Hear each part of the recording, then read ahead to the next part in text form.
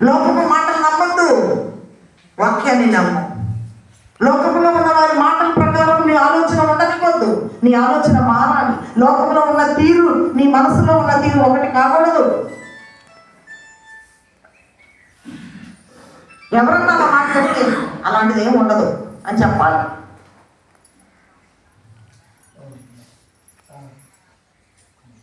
నిజమైన భక్తి ఏదనగా చెప్పండి. యాకోబు చదవండి ఒకసారి. యాకోబు రాసిన పత్రిక చదవండి, తీసి చదవాలి. యాకోబు రాసిన పత్రిక 1వ అధ్యాయము. తండ్రి అయిన దేవుని ఎదుట పవిత్రమును నిష్కళంకమునైన భక్తి ఏదనగా నిష్కళంకమైన భక్తి ఏదనగా తండ్రి అయిన దేవుని తండ్రి అయిన దేవుని మనుషులు ఎదుట ఎవరి ఎదుట? తండ్రి అయిన దేవుని ఎదుట. యేసు ప్రభు కూడా కాదు, యేసు ప్రభువుని ఈ లోకానికి పంపించిన తండ్రి అయిన దేవుని ఎదుట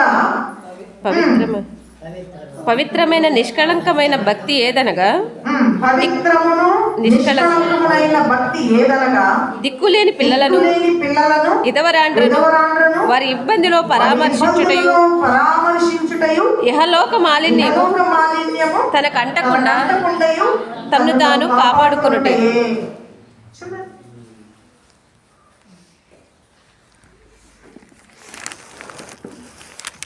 మన విధానాలు మార్చుకోవాలి.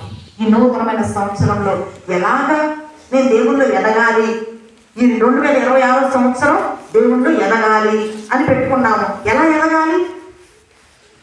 విడవలసిన వాటిని విడిచిపెట్టాలి. మన ఆలోచనలు సరి చేసుకోవాలి. లోక తీరు మన మనసులో ఉండకూడదు. దేవుని యొక్క వాక్యానుసారమే. వాక్యం ఏమని చెప్తుంది? ప్రతి మన తీరు, మన ప్రవర్తన లోకానుసారమైన దాన్ని ప్రక్కన పెట్టేసేసి దేవుని వాక్యానుసారముగా మనం అడుగులు ముందుకు వేయాలి. నీకు తెలియకపోతే అడిగి తెలుసుకో. లోకం ఎలా చేస్తుంది, ఇది న్యాయమా, నేను ఎలా చెయ్యాలా, వాక్యం ఏమని చెప్తుంది, నాకు తెలియట్లేదు, నాకు చెప్పండి అని అడగండి. వాక్యపు తీరుని తెలుసుకొని వాక్యంలో మనం ఎదగాలి. వాక్యం అనే పాలను అపేక్షించాలి. అప్పుడే మనం ఎదుగుతాం. మనం ఆత్మీయంగా ఎదగాలి అంటే ఆ వాక్యమే మనకు ఆధారం. ఈ వాక్యాన్ని బాగా చదవండి. వాక్యానుసారంగా జీవించాలి, ఆత్మీయంగా నేను ఎదగాలి అని నువ్వు ఆశపడితే అనేకమైన విషయాలు దేవునికి అర్థం చేస్తాయి. అనేకమైన విషయాలు దేవునికి అర్థం చేస్తాయి. అప్పుడు దేవుని దయను మనం పొందుకోగలుగుతాం. దేవునిలో మనం ఎదగలుగుతాం. మన యవన బలము ముసలోళ్ళు అయిపోయినా యవన బలము లాంటి బలము పిచ్చమ్మ గారికి దేవుడు యవన బలం ఇస్తుంటే ఇంకా నన్ను పిలవట్లేదు. 96 సంవత్సరాలు వచ్చినాయి అమ్మ అని గబగబా మెట్లెక్కుతుంది. ఎవరు పట్టుకోకుండానే గబగబా వచ్చేస్తుంది అంటున్న మాట ఏమని? ఇంకా వండుకొని తింటున్నారా? మీరే వంట చేసుకుంటున్నారా? మరి నాకు స్వీట్ చేశారా? పాల తాలికలు చేశారా? నాకు కొన్నిసార్లు నాకు పాల తాలికలు చేసి నేను రావాలి, వెళ్ళి కూర్చొని తినాలి. చూడండి ఎంత ఆశ. కాబట్టి ఎలాంటి దేవుడు వయసుని ఇస్తున్నాడు. ఏమో ఇంకా ఏం ప్రార్థన చేయాలి, ఇంకా ఎవరి కొరకు ప్రార్థన చేసి వారి విశ్వాసంలో ఎదగాల్సిన వారుగా ఉన్నారు. ఎవరి కొరకు ఇంకా దేవుడు మిమ్మల్ని ఉంచాడు. మీ యొక్క ప్రార్థన ఎవరికి అవసరమై ఉందో, ఎందుకు ఉంచాడు అని అర్థం కాదు కొన్నిసార్లు. చూడండి. కాబట్టి దేవుడు మనకి ఆయన శక్తిని ఇస్తాడు, బలాన్ని ఇస్తాడు. చక్కగా దేవుని కొరకు ఎదిగే కృపను కూడా దేవుడు మనకి ఇస్తాడు. మరి ఎంతమంది ఈ 2026 సంవత్సరంలో ఎదగడానికి ఆశపడుతూ ఉన్నారు? ఎంతమంది ఎదగడానికి ఆశపడుతూ ఉన్నారు? దేవునిలో నేను ఎదగాలి, ఆత్మీయంగా నేను ఎదగాలి. అవును, మన పరిస్థితుల వైపు చూస్తే మనం ఎదగలమా? గుట్రాలుగా ఉంది ఈ శారా. తన భర్త ముసలివాడిగా ఉన్నాడు, మృతతుల్యుడు. ఎదగాలి, ఆ వయసులో కూడా ఎదగాలి. ఎలా? వాగ్దానం చేసిన వాడు నమ్మదగిన వాడు అని నమ్మకం ఉంచింది కాబట్టి, విశ్వాసం ఉంచింది కాబట్టి ఆమె గొప్ప కార్యాన్ని చూడగలిగింది. కాబట్టి మన నమ్మకము మన పరిస్థితుల వైపు కాదు, పరిస్థితుల వైపు కాదు, దేవుని వైపు మనం చూడాలి. ఆయనకి సమస్తము సాధ్యము. చక్కగా మన పౌరు పాట పాడుతుంటే నేను అనుకున్నా, సువార్త ఏడుపు, సువార్త ప్రార్థన, మీరందరూ చేసిన ప్రార్థన వ్యర్థమైపోయిందా? వ్యర్థమైపోయిందా? అసలు ఆ మనిషి అలా ఉంటాడని ఎవరన్నా ఊహించామా? నేను ప్రార్థనకు వచ్చేటప్పుడల్లా, వెళ్ళేటప్పుడల్లా నమస్కారం పెట్టేవాడు, ఫుల్లు దాగి. ఈ రోజున ఇంత చక్కగా ఇలా ఉంటాడని మనం ఊహించామా? కుటుంబంలో కొంచెం రాగం తప్పుతుంటే కరెక్ట్ చేయాలని కూర్చున్న వాళ్ళు ప్రయాసపడుతున్నాయి. చూడండి, దేవుడు నమ్మదగిన దేవుడు. మనం చేయబడిన ప్రార్థన మనం చూసినా చూడకపోయినా అది ఫలిస్తుందా ఫలించదా? నమ్మండి, నమ్మండి. ఇక్కడ జకర్యా, ఎలిజబెత్ వాళ్ళు దేవుడిని నమ్మారు. పిల్లలు లేకపోయినా దేవుడిని నమ్మారు. యాజక ధర్మం కూడా చేస్తా ఉన్నాడు. ఏమి వెనకాడలేదు. మాకు దేవుడు ఏమి ఇచ్చాడు? ఏం పిల్లలు ఉన్నారా? ఏమైనా ఉందా? ఏమి ఎందుకులే, నలుగురిలో మేము మమ్మల్ని తక్కువగా చూస్తారు ఎందుకులే అని ఏమి దేవుడు పని చేయకుండా మౌనంగా ఉన్నాడా? జకర్యా యాజక ధర్మాన్ని చేస్తా ఉన్నాడు. ఆ వృద్ధాప్యంలో కూడా యాజక ధర్మాన్ని చేస్తా ఉన్నాడు. సకల విధమైన ఆజ్ఞల్ని పాటిస్తూ వాళ్ళు దేవునికి నమ్మకంగా ఉన్నారు. దేవుడు వాళ్ళ విషయంలో నమ్మదగిన వాడుగా కనపడ్డాడా? ఆఖరిగా ఆయన నమ్మదగిన వాడుగా ఉన్నాడు. అసలు స్త్రీలు కలిగిన వారిలో యోహాను లాంటి వాడు, బాప్తిస్మ యోహాను లాంటి వాడు అంతకంటే గొప్పవాళ్ళు ఎవరు లేరు. ఎలాంటి మంచి ఇదిని సాక్ష్యాన్ని సంపాదించుకున్నాడు. ఎలాంటి శ్రేష్టమైన భక్తిని వాళ్ళు చేశారు. పరిస్థితుల వైపు చూసి పరిస్థితులను బట్టి మన భక్తి చేయడం కాదు, అన్నిటినీ ప్రక్కన పెట్టి భక్తిలో మనం ముందుకు కొనసాగాలి. ఆయన నమ్మదగిన దేవుడు. సమరయ స్త్రీ నమ్మింది, ఒక్క మాటకు నమ్మింది. మళ్ళీ ఎన్నడూ తను వెనుదిరిగి ఉండదనుకుంటున్నారు. వెనుదిరుగుంటే ఆమె గ్రంథంలో పేరు ఉండేదా? అంత భయంకరమైన జీవితం ఆమెది. ఆమె సాక్ష్యం ఘోరము.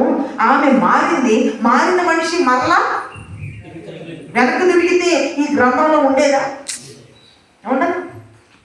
ఒకే ఒక్క మాటతో నమ్మింది ఆయన యేసు ప్రభు అని, ఆయన రక్షకుడు అని, ఆయన మెస్సీ అని, ఆయన ప్రవక్త అని. ఒక్క మాటతో ఏంటి ప్రభు ఆమె హృదయ స్థితిని అర్థం చేశాడు. ఒక కార్యం జరిగినప్పుడు దేవుడిని నమ్మి, ఇంకా రెండో కార్యం జరిగినప్పుడు విశ్వాసంలో ఉంటూ, మూడో కార్యం జరగకపోయేటప్పటికి వెనక్కి తిరిగేవాళ్ళు చాలా మంది. కానీ ఆయన నమ్మదగిన దేవుడు. నీవు నమ్మదగిన వ్యక్తిగా ఉన్నావా? మనం నమ్మదగని వారము అయినప్పటికీ ఆయన నమ్మదగిన వాడుగా ఉన్నాడు. మరి మనం నమ్మదగని వాడిగానే ఉన్నామా? లేకపోతే ఆయన నమ్మదగిన వాడు కాబట్టి నేను కూడా నమ్మదగిన వ్యక్తిగా ఉండాలని ఆశపడదామా? నమ్మదగిన వ్యక్తిగా మరి నమ్మదగిన వ్యక్తిగా ఉండడం అంటే ఏంటి? శారా వృద్ధాప్యం వచ్చేసినా సరే ఆయన నమ్మదగిన వాడని నమ్మటమే విశ్వాసం. అదే మనం నమ్మదగిన వారిగా ఉండాలి అంటే ఎలా ఉంటాము అంటే ఆయన నమ్మదగిన వాడు అని విశ్వాసం ఉంచడమే మన నమ్మకత్వం. మన నమ్మకత్వమే, మనం ఆయన నమ్మటమే ఆయన విషయంలో నమ్మదగిన వారుగా, ఆయన మన విషయంలో నమ్మదగిన వాడుగా ఉన్నాడు. మనము నమ్మదగిన వారుగా ఉండాలి అంటే మనం నమ్మాలి. ఏమని? ఆయన నమ్మదగిన వాడు అని మనం నమ్మటమే మన నమ్మకత్వాన్ని మనం కనపరచలేము. కాబట్టి ఈ 2026 సంవత్సరం నమ్మదగిన దేవుడి విషయంలో మనం నమ్మదగిన వారిగా ఆయన యందు విశ్వాసం ఉంచి దేవుడిలో ఎదిగి మనము బలవంతులుగా దేవుని కొరకు కొరకు నిలవబడి అనేకమైన విషయాలలో మరి మనము ఎదుగుతూ దేవునికి మహిమకరంగా జీవించడం తప్ప ఏం కోరుకుంటాడండి ఆయన? ఏమైనా కోరుకుంటాడు? ఆయన కోరుకునేది ఇదే కదా, ఆయన కోరుకునేది ఇదే కదా. అరే ఎంత నమ్మదగిన వ్యక్తిగా, నమ్మదగిన వాడిగా నేను వాళ్ళ విషయంలో ఉంటే, నా సొంత కుమారుని కూడా వెనుతీయకుండా ఇవ్వడానికి వెనకాడకుండా నేను ఉంటే ఇంత అపనమ్మకస్తులుగా ఉంటున్నారు అన్న చింత కాదా ప్రభుకి? మరి అలాగే ఆయన బాధపడుతుంటే మనకు క్రొత్త సంవత్సరం ఏంటండి? ఆయన సంతోష పెట్టగలిగితే క్రొత్త సంవత్సరం, క్రొత్త ఆరోగ్యం, క్రొత్త అబ్బబ్బబ్బబ్బ ఎన్ని దీవెనలో, ఎన్ని ఆశీర్వాదాలు. ఆయన్ని సంతోష పెడదామా? విశ్వాసంలో ఎదుగుదామా? దేవునికి నమ్మకస్తులుగా ఉందామా? మన పరిస్థితులు ఎంత ఘోరంగా ఉన్నా ఆయన నమ్మదగిన దేవుడని విశ్వాసం ఉంచి మనం అడుగులు ముందుకు వేస్తూ ఉంటే, ఎలిజబెత్ గొప్ప కార్యాన్ని చూసినట్టు, శారా అబ్రహాములు గొప్ప కార్యాన్ని చూసినట్టు, నీవు దేవుడు నమ్మదగిన వాడని నువ్వు నమ్మితే నీ జీవితంలో గొప్ప కార్యాన్ని చూస్తావా? చూడవా? చిన్న ప్రార్థన చేసుకుందాం.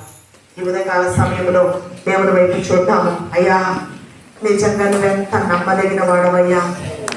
నేను నమ్మదగిన వ్యక్తిగా లేను ప్రభువా. ఇన్ని సంవత్సరాలు అయ్యా నాలో ఉన్న అపనమ్మకాన్ని బట్టి నీ కార్యాలు నేను చూడలేకపోతున్నాను ప్రభువా. అది నీ భక్త రక్షణ విషయము కావచ్చు, నీ బిడ్డల రక్షణ విషయము కావచ్చు, దేని విషయంలోనైనా సరే ఒక్కసారి ప్రభు వైపు చూస్తావా? దేవుని అడుగుతావా? అయ్యా నేను నమ్మదగిన వ్యక్తిగా లేను ప్రభువా, నన్ను క్షమించండి ప్రభువా, నన్ను క్షమించండి ప్రభువా. ఆత్మీయంగా నేను ఎదగడం లేదు ప్రభువా. లోకానుసారమైన మనసే నన్ను ఏలుబడి చేస్తూ ఉన్నది ప్రభువా. అయ్యా మనస్సు నుంచి నన్ను విడిపించండి ప్రభువా. ఆ నమ్మకాల నుంచి నన్ను విడిపించండి. లోకంలో ఉన్న వారి యొక్క నమ్మక విశ్వాసముల నుంచి విడిపించి నువ్వు నమ్మదగిన దేవుడు అని నీ యందు, నీ మాటల యందు విశ్వాసం ఉంచి అయ్యా గొప్ప వాగ్దానాలను సంపాదించుకునే కృపను నాకు దయచేయండి ప్రభువా. అది లేచి నిలబడదామా?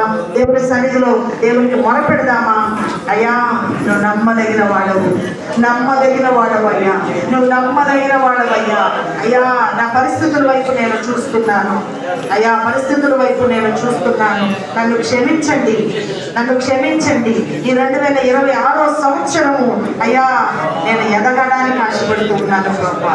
నేను బలవంతుడు కావాలని ఆశపడుతున్నాను ప్రభువా. నేను బలవంతురాలు కావాలని ఆశపడుతున్నాను ప్రభువా. నీ నామాన్ని మహిమపరచాలని ఆశపడుతున్నాను ప్రభువా. మంచి పేరు సంపాదించుకోవాలని ఆశపడుతున్నాను ప్రభువా. అయ్యా నాకు సహాయం చేయండి, అయ్యా నాకు సహాయం చేయండి. నాకు విడుదల కావాలి ప్రభువా. లోకానుసారమైన మనస్సు నుంచి నాకు విడుదల కావాలి ప్రభువా. అయ్యా మీ మనస్సు నాకు కావాలి ప్రభువా. మీ అందరి విశ్వాసంలో నేను ఎదగడానికి ఆశపడుతున్నాను ప్రభువా. ప్రార్థన చేద్దామా? నోరు విప్పి ప్రార్థన చేద్దాం. నీ ఏ బలహీనతలో నువ్వు ఉన్నావు, వాక్యము చెబుతూ ఉండగా నీకు ఏమి అర్థమయ్యిందో ఆ విషయాన్ని నోరు విప్పి ప్రభు యొక్క సన్నిధిలో నీ మనస్సు విప్పి నువ్వు మాట్లాడి ప్రభు యొక్క సహాయం కోరుకో. ఆయన నమ్మదగిన దేవుడు, నీ ప్రార్థన ఆలకిస్తున్న దేవుడు. నీ నోటిలో నుంచి వస్తున్న ప్రతి మాట కొరకు ఆయన చూస్తూ ఉన్నాడు. ఆయన ఇంకా దుఃఖపెట్టే వ్యక్తిగా ఉందామా? ఆయన దుఃఖపెట్టే వ్యక్తిగా ఉందామా? లేదు. ఈ సంవత్సరము నన్ను బట్టి అయ్యా నువ్వు సంతోషించాలి. నేను ఒక మంచి పేరు సంపాదించుకుంటాను ప్రభువా. నీ సాక్షిగా బ్రతుకుతాను ప్రభువా. నన్ను దర్శించండి నాయన, నీ ఆత్మతో నన్ను దర్శించండి ప్రభువా. నోరు విప్పి అడుగుదాము ప్రభుని. మౌనంగా ఉండే సమయం కానిది, మౌనంగా ఉండే సమయం కానిది. ప్రభు యొక్క ఆత్మకు చోటిస్తావా? ప్రభు యొక్క ఆత్మకు చోటిస్తావా? నీ హృదయాన్ని తెరుస్తావా? ఇదిగో ప్రభువా అయ్యా నా జీవితాన్ని నీ ముందు పెడుతున్నాను. నా వల్ల కావడం లేదు ప్రభువా. సంవత్సరాలు గడిచిపోతున్నాయి. ఆత్మీయంగా ఎదుగుదల లేని పరిస్థితే నాలో కనబడుతున్నది ప్రభువా. ఆత్మీయంగా ఎదగలేని పరిస్థితులే నాకు కనబడతా ఉన్నాయి ప్రభువా. నన్ను ఒక్కసారి దర్శించదా, నన్ను ఒక్కసారి దర్శించదా? అవును ప్రభువా. అయ్యా ప్రార్థన చేస్తూ చేస్తూ నాయన కార్యము జరగడం లేదని నేను ప్రార్థన చేయడం మానివేశాను ప్రభువా. అయ్యా నమ్మకస్తులుగా నేను లేను ప్రభువా, నమ్మకస్తులుగా నేను లేను ప్రభువా. నువ్వు కార్యము చేయగలిగిన దేవుడు అని నమ్మి అయ్యా అయ్యా కార్యము జరుగు వరకు నీ సన్నిధిలో కనిపెట్టలేని వ్యక్తిగా నేను ఉన్నాను ప్రభువా. నన్ను క్షమించండి, నన్ను బలపరచండి, నన్ను మేల్కొల్పండి అని ప్రభు వైపు చూస్తావా?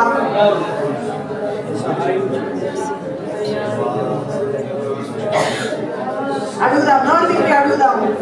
ప్రతి విషయాన్ని ప్రభు సన్నిధిలో మనం క్రమరించుకుందాం, మన హృదయాన్ని క్రమరించుకుందాము.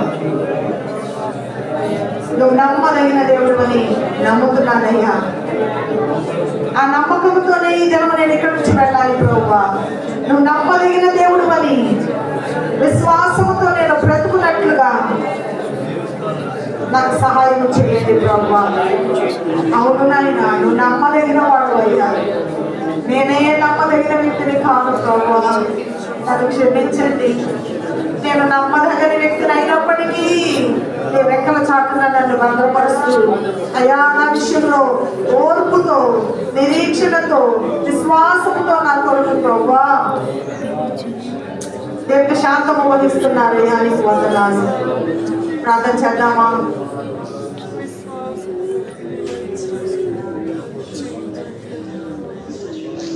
అడిగిన నోరు పెట్టి పక్కన వారి గురించి ఆలోచించవద్దు. నువ్వు ప్రభు సన్నిధిలో ఉన్నావు. ప్రభు వైపు చూడు.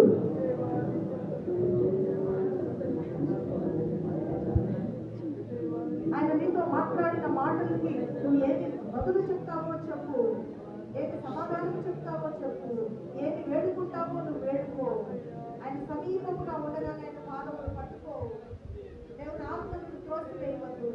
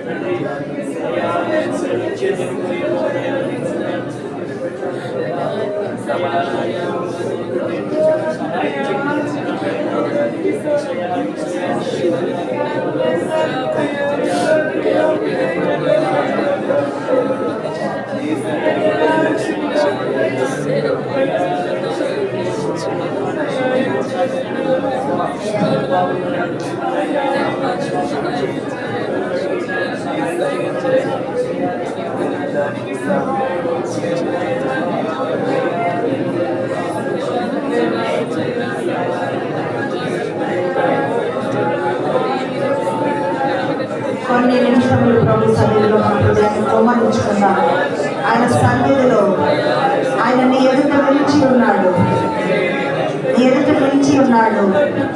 నీ ప్రతి విషయాన్ని మనస్సు విప్పి ఆయనతో పంచుకుంటావా?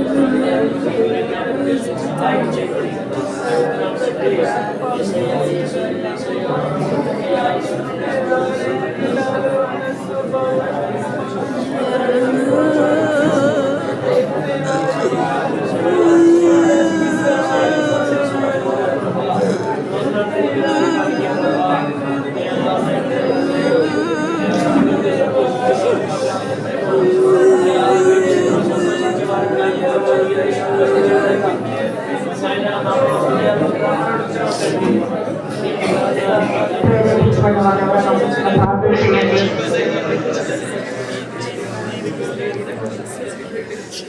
ప్రేరేపించబడిన వాళ్ళు ఇప్పుడు ముందుకు వచ్చి చిన్న ప్రార్థన.